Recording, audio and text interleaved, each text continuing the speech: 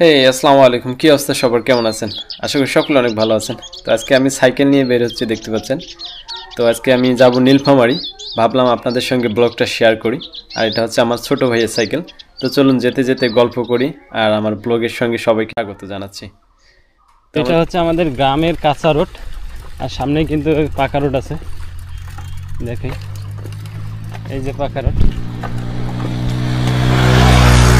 ওরে বাবা, এই যেন রাস্তার মধ্যে বিমানের ছোঁয়া।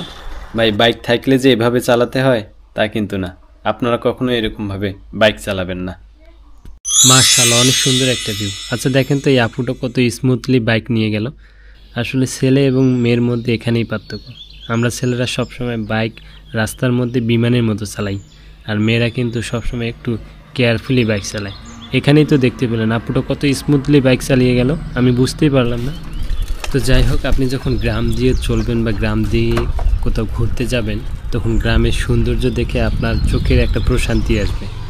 এই যে গ্রামের রাস্তার দুধারে ফসলের মাঠ, খাল, বিল, এগুলো কিন্তু সবসময় শহরের রাস্তায় দেখতে পাবেন না। তো যে কারণে আমার সবসময় ইচ্ছে করে যে গ্রামের পথে চলার দৃশ্যগুলো ক্যামেরাবন্দি করে রাখি, আর এগুলো আপনাদের সঙ্গে শেয়ার করি। তো আলহামদুলিল্লাহ, আমি ইদানিং সব কিছুই আপনাদের সঙ্গে শেয়ার করতেছি।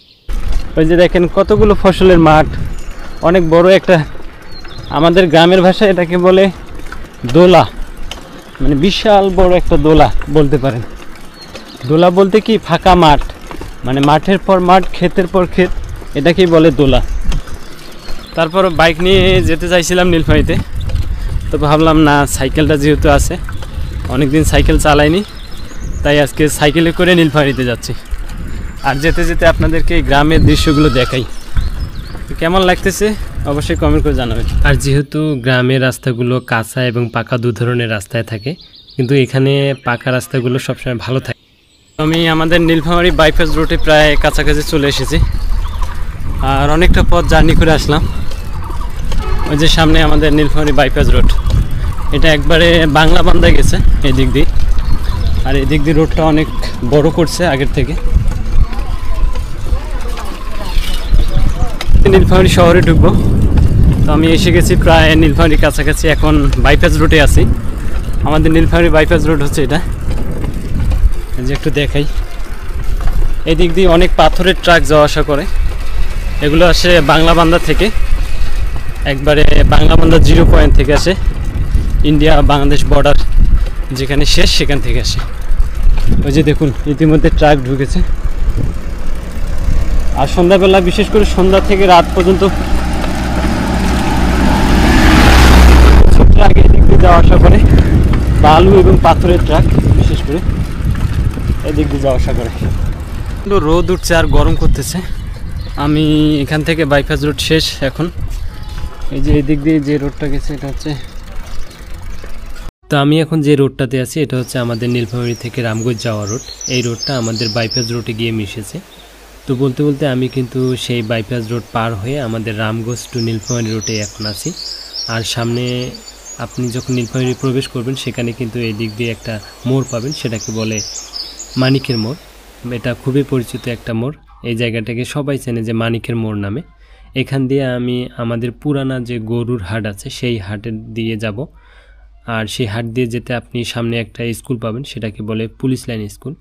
তো আমি সেই পুলিশ লাইন স্কুলের সামন দিয়ে সোজা চলে যাব আমাদের নীলফামারীর ভিতরের যে রোড আছে সেখানে। তো বলতে বলতে আমি কিন্তু সেই রুটে এসে গেছি। আর আজকে যেহেতু একটু ফাঁকা লাগতেছে রোড, যেহেতু ঈদের মার্কেট এখনও পুরোপুরি শুরু হয়নি, তো আমি এখন যাব ইবাদত প্লাজারে। সেখানে গিয়ে আমি আমার হেলমেট মাউন্ট কিনবো। তো যাই হোক, আমি বলতে বলতে কিন্তু সেই ইবাদত প্লাজারের সামনে এসে পৌঁছেছি। আর এখানে দেখতে পাচ্ছেন আমার জঙ্গলি বাইকটা একটু স্ট্যান্ড করে রাখলাম।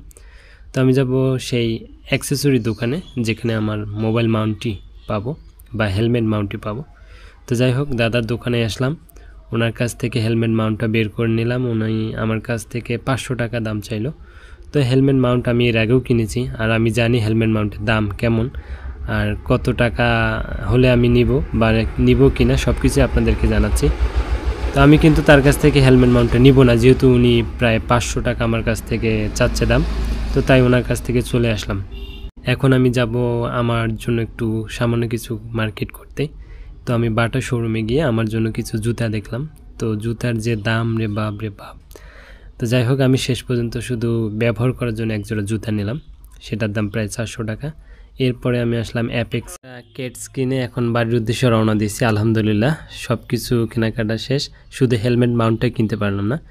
তো যাই হোক, পরবর্তীতে সেটা আমি অনলাইন থেকে কিনে নেব।